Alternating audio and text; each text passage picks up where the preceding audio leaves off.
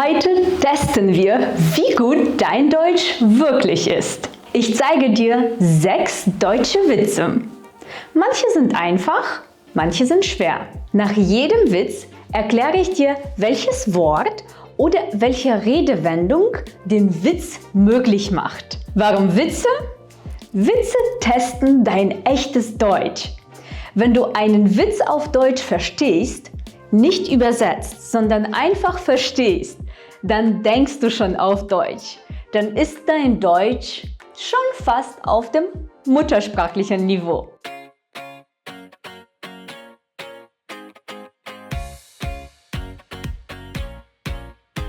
Hallo und herzlich willkommen auf meinem YouTube-Kanal. Mein Name ist Natalia.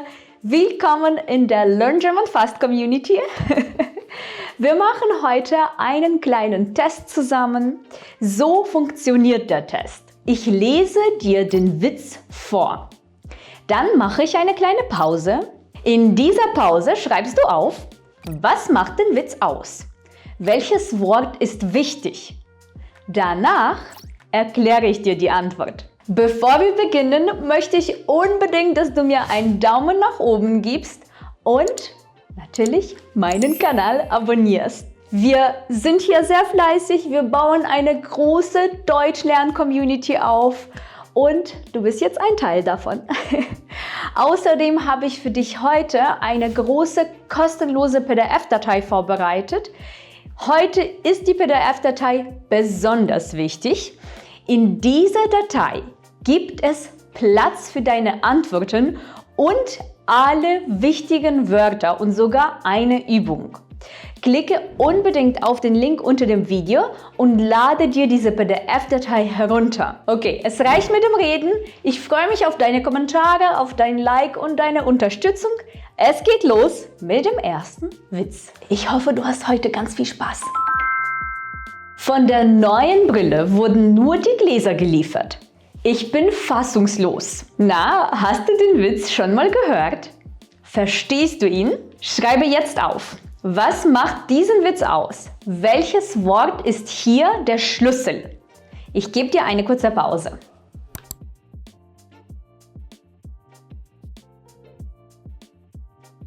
Das Schlüsselwort ist fassungslos.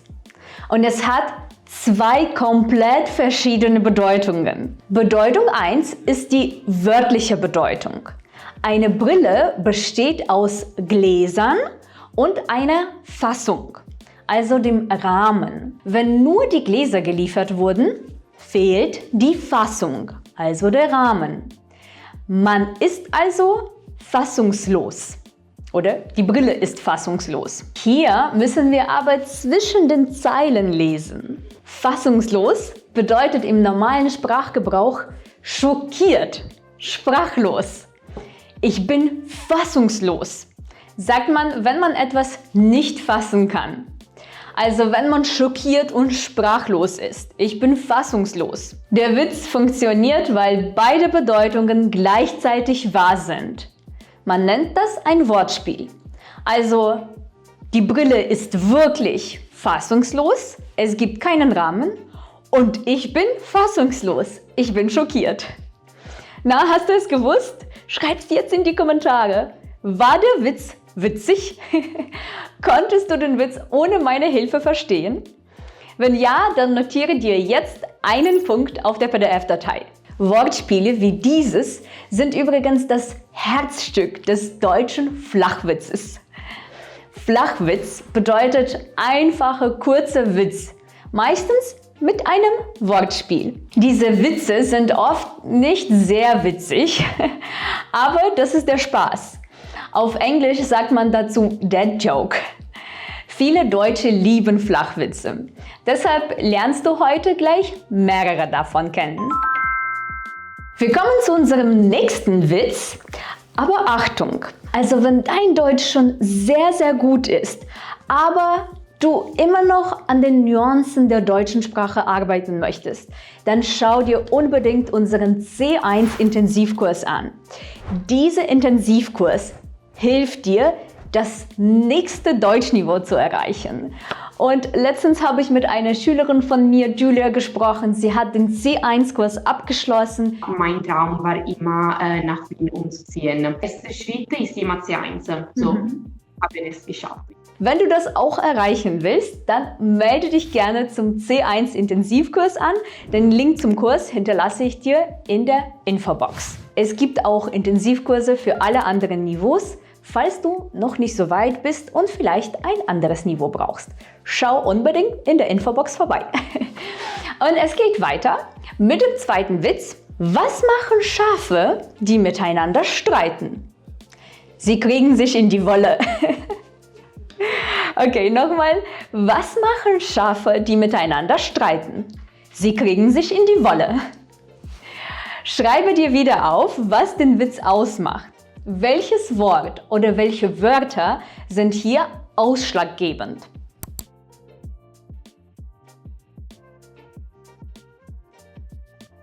Hier steckt eine klassische deutsche Redewendung drin. Sich in die Wolle kriegen. Sich in die Wolle kriegen bedeutet sich streiten, in einen Konflikt geraten. Sich in die Wolle kriegen. Die beiden haben sich in die Wolle gekriegt.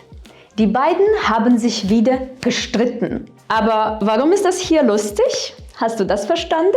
Das liegt am Fell des Schafes. Denn das Fell des Schafes ist Wolle. Wenn sich Schafe streiten, dann kriegen sie sich also buchstäblich in die Wolle. Das ist typisch für den deutschen Humor. Eine Redewendung wird wortwörtlich genommen und plötzlich ergibt sie eine komplett neue, absurde Bedeutung. Na, hast du diese Wortkombination sich in die Wolle kriegen markiert? Oder vielleicht auch nur Wolle? Wenn ja, dann hattest du ein super Gespür für diesen deutschen Wortwitz und darfst dir einen Punkt notieren. Wenn du beide Redewendungen erkannt hast, dann hast du schon 2 Punkte. Es geht weiter. Bist du bereit für den dritten Witz? Hab mir ein Dach gekauft. Und? Was hat's gekostet? Ging aufs Haus. Okay, nochmal. Hab mir ein Dach gekauft. Und? Was hat's gekostet? Ging aufs Haus. Schreib auf, was hier passiert. Was macht diesen Witz aus?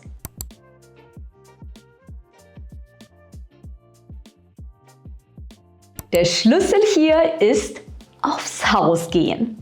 Das ist wieder eine Redewendung mit Doppelbedeutung. Die wörtliche Bedeutung ist relativ klar. Ein Dach gehört aufs Haus. Wo soll ein Dach auch sonst hin? Aber witzig wird es natürlich erst, wenn es noch eine andere Bedeutung gibt. Und was ist die andere Bedeutung? Die kennst du bestimmt. Ja, hier haben wir wieder eine bekannte deutsche Redewendung. Das geht aufs Haus. Diese Redewendung bedeutet, es ist gratis. Es wird vom Wirt in einem Restaurant oder in einer Bar spendiert. Du bezahlst nichts. Das geht aufs Haus. Es ist gratis. Die nächste Runde geht aufs Haus. Das bedeutet, die nächsten Getränke müssen nicht gezahlt werden. Übrigens, on the house im Englischen funktioniert nach exakt demselben Prinzip. Das macht diesen Witz besonders schön.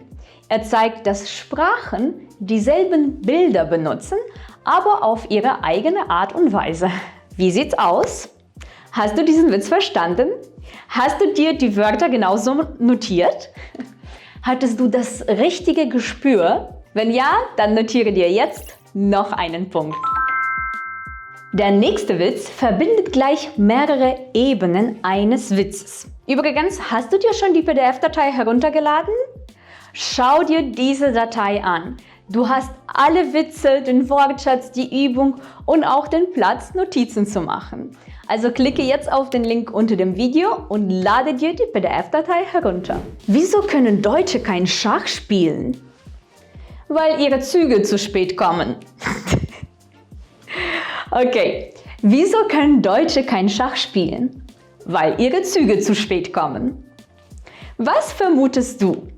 Wie ist der Witz zu verstehen? Unterstreiche jetzt den Teil, der den Witz ausmacht. Und mache dir, wenn nötig, noch zusätzliche Notizen. Ich gebe dir jetzt eine kurze Pause.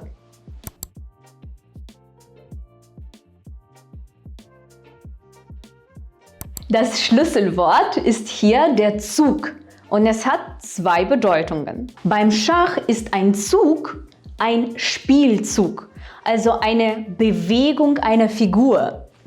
Wenn deine Züge zu spät kommen, kannst du nicht spielen. Also der Zug, der Spielzug. Aber der Zug ist natürlich auch ein Transportmittel, das auf Schienen fährt. Und hier kommt dein Kulturwissen ins Spiel. Ja, das brauchst du hier auch. Die Deutsche Bahn ist berühmt dafür, immer unpünktlich zu sein. Das ist in Deutschland ein häufiges Thema. Alle ärgern sich über die Deutsche Bahn und machen sich über die Verspätungen lustig. Dieser Witz funktioniert also nur, wenn du die kulturelle Referenz kennst. Das ist ein wichtiger Punkt. Sprache und Kultur sind untrennbar. Wer Deutsch wirklich fließend spricht, versteht nicht nur die Wörter, sondern auch den Kontext. Na, hast du es gewusst? Die Doppelbedeutung des Wortes Zug. Und wusstest du, dass die Deutsche Bahn immer zu spät kommt? Das wissen eigentlich viele. Wenn ja, dann darfst du dir jetzt 2 Punkte aufschreiben. Weiter geht es mit Witz Nummer 5. Warum geht eine Glühbirne zum Arzt? Sie hat Lampenfieber. Flachwitz. Schreib auf, was ist das Schlüsselwort? Was ist die Bedeutung?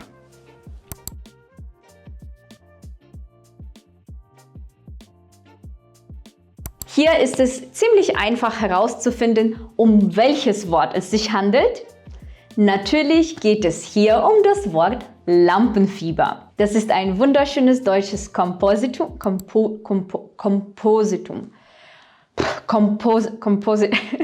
Seht ihr? Ich habe auch manchmal Schwierigkeiten. Kompositum. Egal. Schwieriger wird es dann schon bei der Bedeutung. Dieses Nomen ist aus 2 Nomen zusammengesetzt. Lampe plus Fieber. Eine Glühbirne ist eine Lampe. Eine Glühbirne ist eine Lampe? Wenn eine Glühbirne Fieber hat, also krank ist, dann hat sie also buchstäblich Lampenfieber. Eine Glühbirne ist in einer Lampe. Wenn sie krank ist, dann hat sie buchstäblich Lampenfieber. Aber die eigentliche Bedeutung von Lampenfieber ist Aufregung, Nervosität. Also Lampenfieber bedeutet nicht wirklich Fieber. Das ist ein sehr schönes Beispiel für deutsche Komposita. Im Deutschen kann man 2, 3, 4 und noch mehr Wörter zusammensetzen und ein völlig neues Wort mit neuer Bedeutung erschaffen. Das ist einer der Gründe, warum Deutsch manchmal so kompliziert wirkt. Kanntest du die Bedeutung von Lampenfieber? War das Wort bekannt für dich? Wenn ja, dann schreibe dir wieder einen Punkt auf. Den hast du dir verdient. Wir sind fast am Ende dieses Videos angekommen. Jetzt der letzte Witz. Geht ein Luftballon zum Arzt und sagt: Herr Doktor, ich habe Platzangst. Oh mein Gott. Geht ein Luftballon zum Arzt und sagt: Herr Doktor, ich habe Platzangst. Flachwitz hoch 2. Auch hier gibt es gleich 2 Dinge zu erkennen. Nimm dir jetzt eine Pause, um nachzudenken.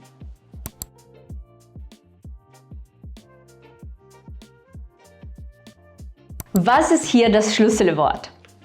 Richtig, das Wort ist die Platzangst. Deutsche nutzen dieses Wort normalerweise, um die Angst vor engen oder überfüllten Räumen zu beschreiben. Zum Beispiel, das ist meine Angst, wenn ich im Aufzug mit mehreren Personen bin, habe ich Platzangst. Der Witz entsteht hier durch die Bedeutung vom Wort platzen. Platzen heißt, dass etwas plötzlich kaputt geht, weil vielleicht zu viel Druck oder Luft darin ist. Ein Luftballon kann natürlich platzen. Und Platzangst könnte auch die Angst vor dem Platzen beschreiben. Nicht vor einem überfüllten Raum, sondern vor dem Kaputtgehen, vom Platzen. Für einen Luftballon ist das eine sehr berechtigte Sorge. Na, hast du es dir so notiert? Hast du dir Platzangst markiert und wusstest du die Bedeutung? Dann notiere dir jetzt einen Punkt. Etwas Interessantes gibt es hier noch, und zwar die Struktur des Witzes. Ging ein Luftballon zum Arzt? Ging ein zum. Das ist die klassische Eröffnung eines deutschen Witzes. Diese Struktur ist so fest im deutschen Humor verankert, dass sie selbst schon ein Signal ist. Wenn du das hörst, dann weißt du, aha, jetzt kommt ein Witz. Flachwitze gelten oft als kindisch oder simpel, aber sie verlangen tatsächlich gutes Sprachgefühl, weil man die Doppelbedeutung sofort erkennen muss. Und wenn du sie nicht sofort erkennst, dann weißt du nicht, war das jetzt lustig oder nicht. Damit sind wir schon am Ende dieses Videos angekommen. Lass es mich unbedingt in den Kommentaren wissen, ob du alle Witze verstanden hast. Wie gut ist dein Deutsch? Wie viele Punkte hast du bekommen? Insgesamt hättest du 7 Punkte bekommen können. Wie viele Witze hast du beim ersten Hören wirklich verstanden, ohne lange nachzudenken oder zu übersetzen?